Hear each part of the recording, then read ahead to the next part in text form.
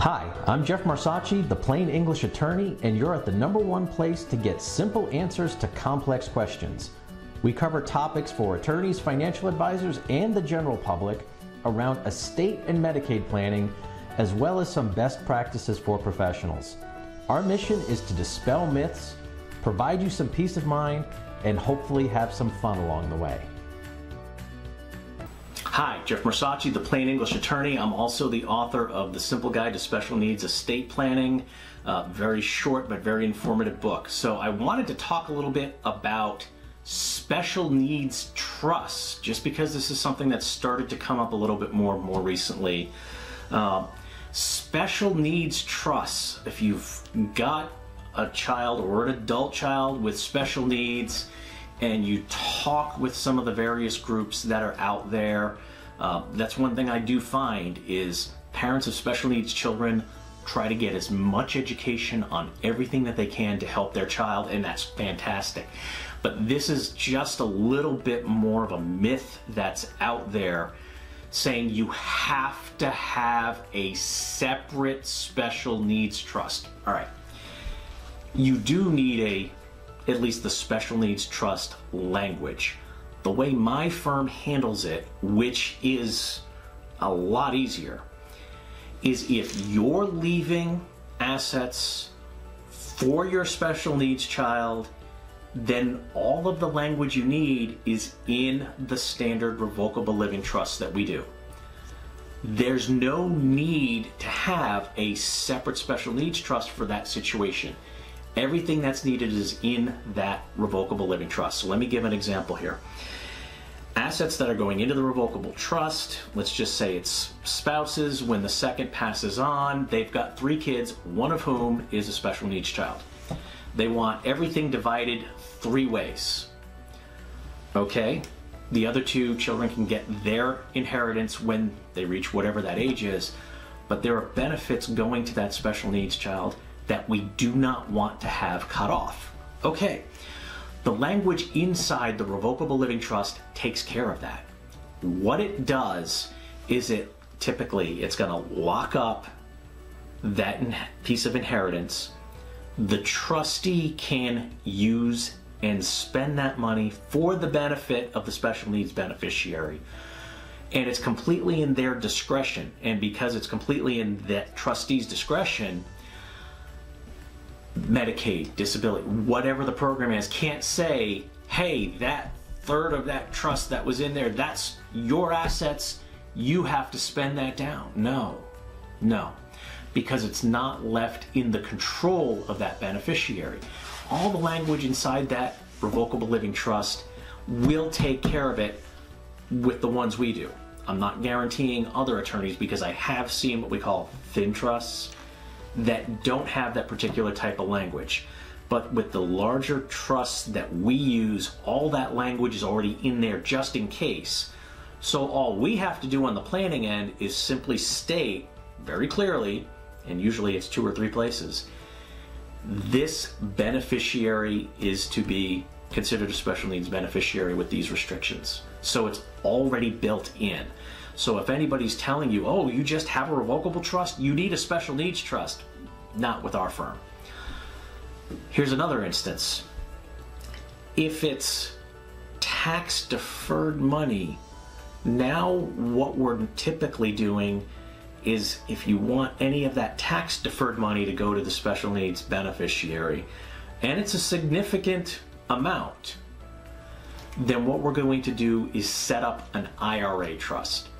What we want is all of those protections, just like the protections in the revocable trust for a special needs beneficiary, but now it's also in the framework of a trust that's going to maximize the tax benefits, because that's money that hasn't been taxed for income taxes yet.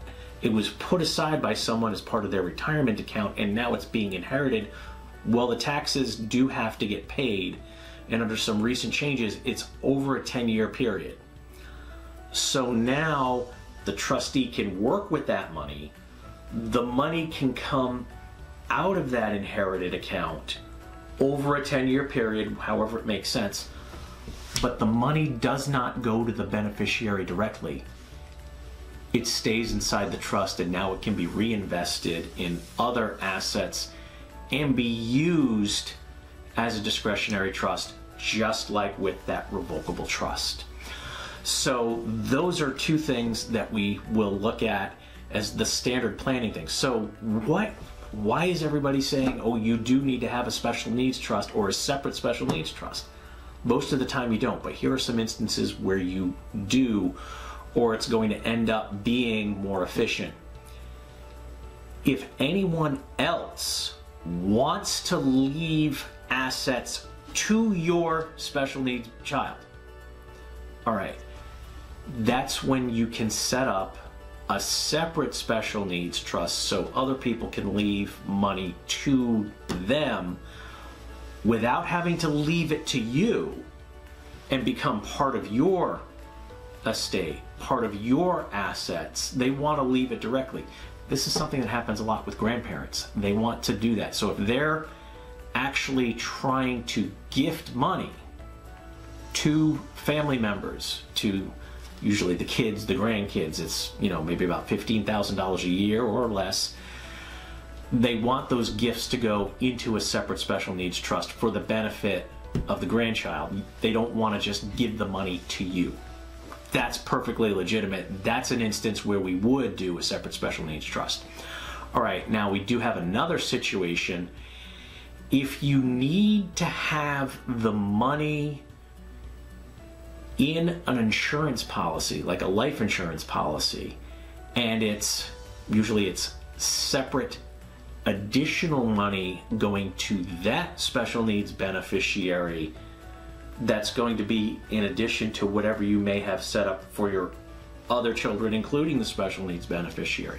Remember that three-way split we were talking about? Okay, we want everything to get split three ways for our estate, but we know we want our special needs child to have more money. How do we do that with it still sounding like it's equalized and fair? That's when you would set up this special needs trust, which also acts like an irrevocable life insurance trust. And now you're paying premiums on a life insurance policy that's in that special needs trust. And it has two big benefits. One, when you pass on the money that pays into that special needs trust, it's not part of your taxable estate if it's done correctly. And the second thing is, it's a separate fund, separate from everything else you have, so it kind of does help with family dynamics that, quote, all the kids are getting everything equally. It's just, okay, we have this separate thing set up over here, rather than saying, okay, with this revocable trust, we want half to go to the special needs beneficiary and the other half gets split among the other two kids. Believe me, it does have some hard feelings, even if the kids say it doesn't. This is just a nice, subtle way to make sure your special needs beneficiary gets what they need without jeopardizing benefits through a life insurance policy inside the correctly set up special needs trust that acts like an irrevocable life insurance trust. So that's just a little bit about special needs beneficiary planning. So if you want some additional information, please go ahead and check the link in the description below. And there will be ways to purchase my book, The Simple Guide to Special Needs Estate Planning. It's very short, very brief, gets right to the point, but it describes the main things, some of which we spoke about today. So we hope that you found this information useful, and please check out our other videos and resources to learn more. And if you need to, you can always message us. Thanks, and have a great day. We hope you found that information useful and easy to understand. To keep getting this great information, please like, subscribe, and turn on notifications.